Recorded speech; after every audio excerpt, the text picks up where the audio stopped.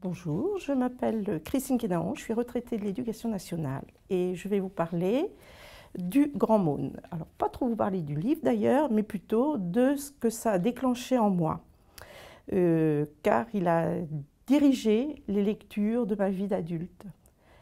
J'ai recherché dans les livres que j'ai lus par la suite cette atmosphère de mystère, de rêve, de merveilleux.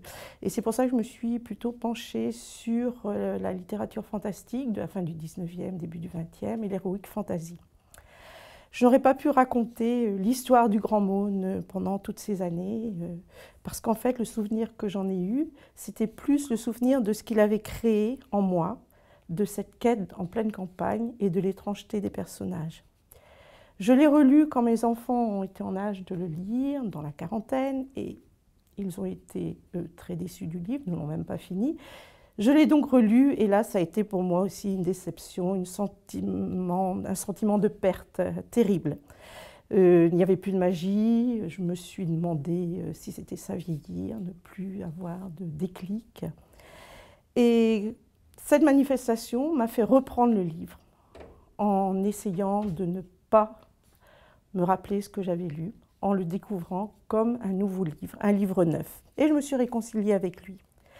Et je me suis rendu compte que maintenant je fais plus de randonnées avec un ami, que dans ce que je faisais, mes sorties, c'était toujours une quête, une découverte, la découverte de nouveaux paysages, la découverte de plantes, comme dans ce livre où les personnages vont à la recherche de quelque chose, mais au départ partent en pleine nature sans savoir trop où ils font. Voilà, donc un livre qui m'a marqué parce qu'il a déclenché en moi il y a plus de 40 ans et qui est encore d'actualité. Quant à moi, je fus chargée, à mon vif plaisir, de suivre la lisière est du bois, pour le cas où les écoliers fugitifs chercheraient à s'échapper de ce côté.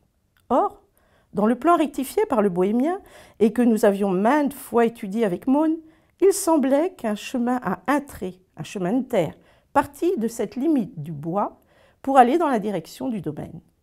Si j'allais le découvrir ce matin, je commençais à me persuader que, avant midi, je me trouverais sur le chemin du manoir perdu. La merveilleuse promenade. Pour la première fois, me voilà, moi aussi, sur le chemin de l'aventure.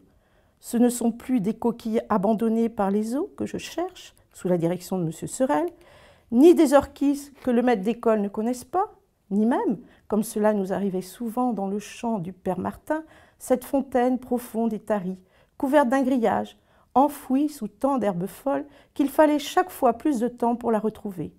Je cherche quelque chose de plus mystérieux encore. C'est le passage dont il est question dans les livres, l'ancien chemin obstrué, celui dont le prince, harassé de fatigue, n'a pu trouver l'entrée. Cela se découvre à l'heure la plus perdue de la matinée, quand on a depuis longtemps oublié qu'il va être 11 heures, midi. Et soudain, en écartant dans le feuillage profond les branches, avec ce geste hésitant des mains à hauteur du visage, inégalement écartelé, on l'aperçoit comme une longue avenue sombre dont la sortie est un rond de lumière tout petit.